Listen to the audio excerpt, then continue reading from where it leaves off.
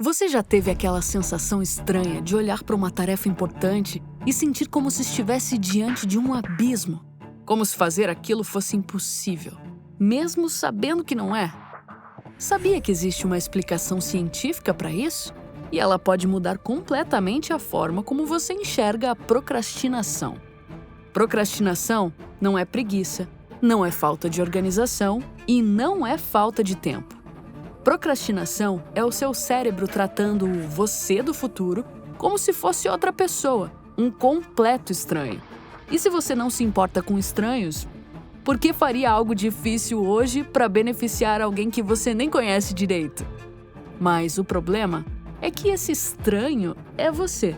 Daqui a 6 meses, daqui a 1 ano e daqui a 1 década. Vou te fazer uma pergunta que pode soar absurda, mas responda mentalmente.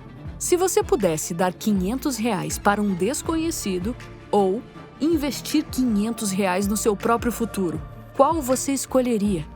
Obviamente o seu futuro. Agora, responda essa.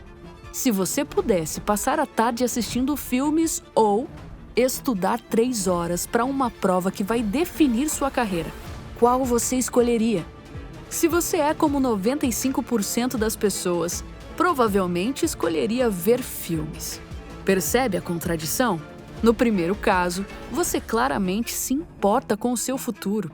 No segundo, você age como se ele não existisse. Isso não é inconsistência e tem explicação científica por trás disso.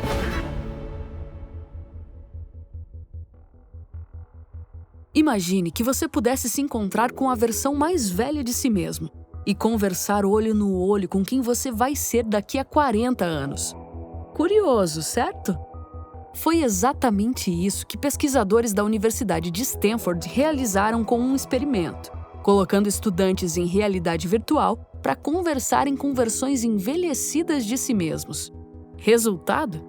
Quando o futuro se torna palpável, as pessoas tomam decisões muito mais responsáveis. Elas economizam mais, cuidam melhor da saúde e investem em aprendizado. E aqui está o ponto. A maioria das pessoas passa mais tempo planejando uma semana de férias do que planejando os próximos 20 anos de vida. E isso não é bom, porque se você não consegue nem imaginar seu futuro claramente, seu cérebro entende que ele não é tão importante assim. É por isso que é tão fácil gastar R$50 em um almoço hoje e tão difícil poupar R$50 para daqui a 10 anos. É por isso que você consegue assistir a uma temporada inteira de série em um final de semana, mas trava para estudar 2 horas. Agora, pare e visualize. Se você continuar com os mesmos hábitos de procrastinação por 5 anos, como estará a sua vida? Mais saudável ou mais doente? Mais próspera ou mais endividada? Mais realizado ou mais frustrado? Eu entendo que essa visualização é dolorosa, mas ela é necessária. Porque a cada vez que você procrastina, você está tratando o seu futuro como alguém irrelevante. Você já tentou se imaginar daqui a 5 anos sofrendo as consequências do que você está adiando hoje? Comenta aí embaixo se você já passou por essa sensação de olhar o futuro e pensar: nossa, se eu não procrastinasse tanto, minha vida seria completamente diferente.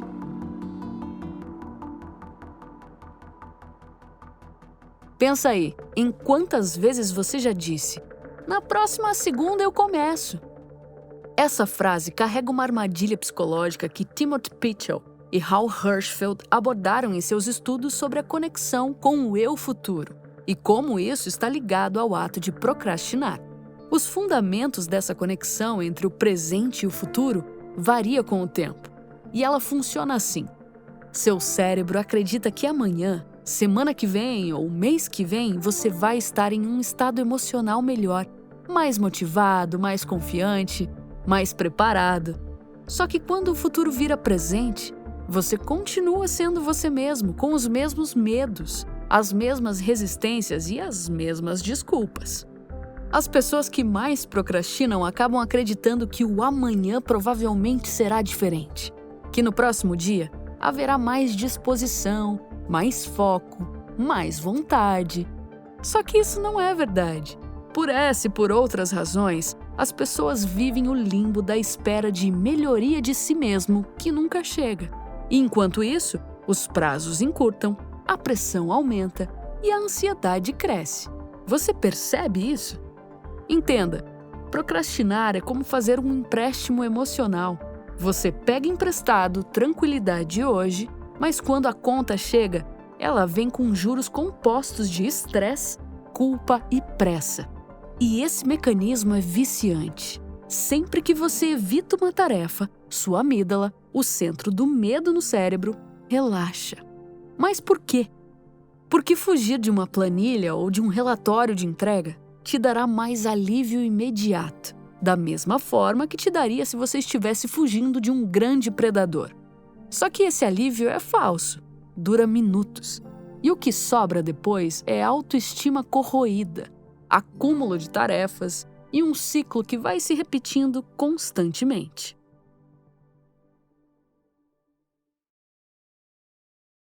Agora imagine que você está diante de uma tela em branco, pronto para começar algo importante, mas o peito aperta, a mente foge e tudo parece mais interessante do que a tarefa. Isso te soa familiar? Essa é a sua amígdala em ação, liberando cortisol e adrenalina como se você estivesse diante de um leão faminto, pronto para te atacar. Só que você vai aprender a contornar isso e vai melhorar esse ato de procrastinação hoje mesmo. Após estudar por anos a neurobiologia da procrastinação, Timothy Pychyl desenvolveu uma forma de conversar com o cérebro e retomar o controle, chamado de um método LEARN. Label, Excel, Accept, Release e Notice.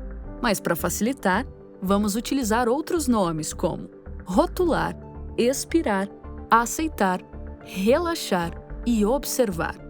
Quando você sentir aquele impulso de adiar alguma coisa, ou quando bater aquela resistência, você vai fazer isso. Primeiro, rotular. Identifique exatamente o que você está sentindo. Isto é ansiedade.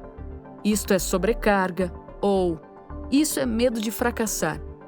Quando você nomeia uma emoção, você reduz a atividade da amígdala, da mesma forma como acalmar uma criança assustada. Segundo, expirar. Respire fundo e solte o ar bem devagar, mais devagar do que inspirou.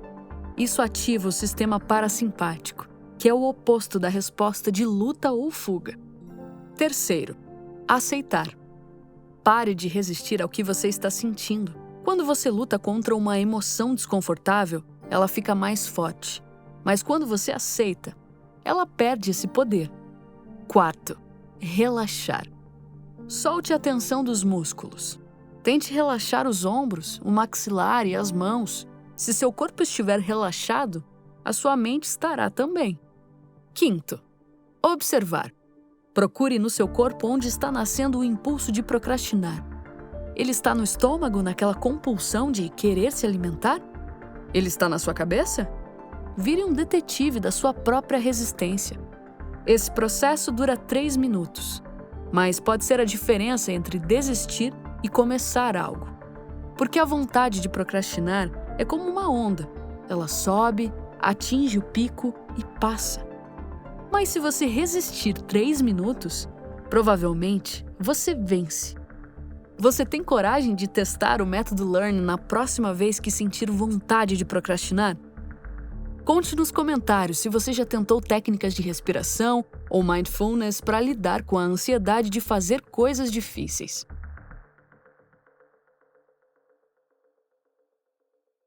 Piers Steel, pesquisador canadense, fez algo que ninguém tinha feito antes. Ele transformou procrastinação em matemática, e ele descobriu que a motivação para fazer algo segue uma fórmula exata. Motivação igual expectativa vezes valor, dividido por impulsividade vezes atraso. Deixa eu traduzir isso para português claro. Expectativa é o quanto você acredita que vai conseguir fazer algo, mas se você acha que vai falhar, sua motivação despenca. Valor é o quanto aquilo é importante para você. Se você não vê sentido na tarefa, por que faria? Impulsividade é o quanto você se distrai com coisas prazerosas do momento. Atraso É o tempo entre fazer a tarefa e receber a recompensa. Agora olha que interessante. Se você tem baixa expectativa, não acredita que vai conseguir, e baixo valor, não vê importância, mas alta impulsividade, se distrai fácil, e alto atraso, a recompensa demora para vir, sua motivação vai ser quase zero. E é exatamente isso que acontece quando você procrastina. Mas se você entende a fórmula, pode hackear cada variável dela. Para aumentar a expectativa, você pode dividir a tarefa em pedaços menores. Em vez de "vou escrever um livro", pense "vou escrever 200 palavras hoje". Já é comprovado cientificamente que sucessos pequenos geram sucessos maiores. Para aumentar o valor, você deve conectar a tarefa a algo maior. Em vez de "tenho que estudar matemática", pense "vou dominar matemática para conseguir entrar na faculdade dos meus sonhos". Para diminuir a impulsividade, elimine as suas distrações. Telefone em outro cômodo e no computador só o programa que você precisa abrir. Para diminuir o atraso, crie recompensas imediatas. Terminou uma parte? Faça algo que você gosta. Dê algo bom para o seu cérebro associar com a conclusão da tarefa. Isso é a ciência pura da motivação e não é autoajuda fofa.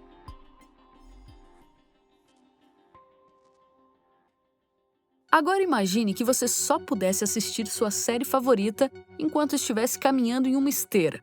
Ou só pudesse ouvir aquele podcast viciante enquanto arruma a casa.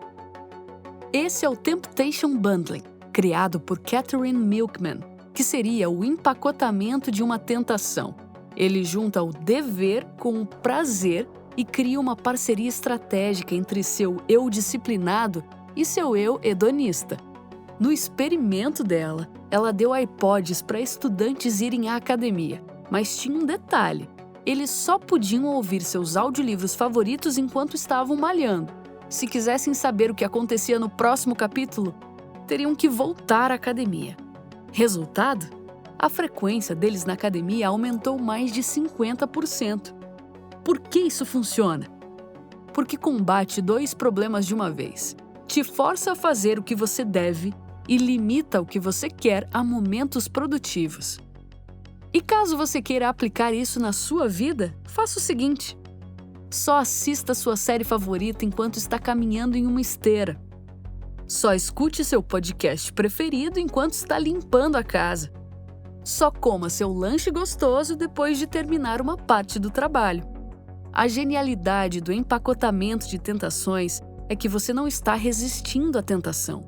Você está usando ela como combustível para algo. Pense, que prazer você pode atrelar àquela obrigação que mais resiste? Essa é uma das formas mais inteligentes de enganar o próprio cérebro.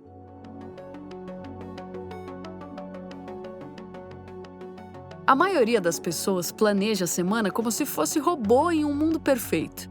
Acordar cedo, treinar, trabalhar 8 horas, estudar à noite. Mas basta chegar segunda de manhã para o plano ruir. É aí que entra a técnica WOOP, Wish, Outcome, Obstacle e Plan, de Gabriele Urtinger. Uma maneira de estabelecimento de metas que parece contraintuitiva, mas é devastadoramente eficaz. Ela te ajudará a compreender seus desejos, seus resultados, objetivos e planos frente àquilo que você precisa fazer. E ela funciona assim. Para compreender seus desejos, pergunte-se: o que você quer completar hoje? Para o resultado, como você vai se sentir quando terminar isso? Para o obstáculo, o que vai te impedir de fazer isso? E para o plano, como você vai reagir quando determinado obstáculo aparecer? A genialidade destas perguntas está em antecipar o fracasso. A maioria das pessoas planeja como se tudo fosse dar certo. Vou acordar às 6 horas da manhã, malhar, trabalhar 4 horas concentrado, estudar à noite, mas não planejam para quando der errado. Na hora da tentação, você não perde tempo negociando consigo mesmo, porque seu cérebro já vai ter um script pronto para lidar com isso.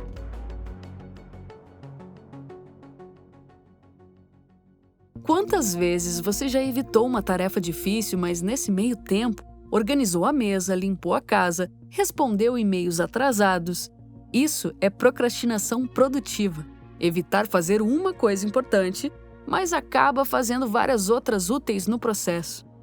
Piers Steel identificou que isso é mais comum do que parece e que nem sempre é um problema.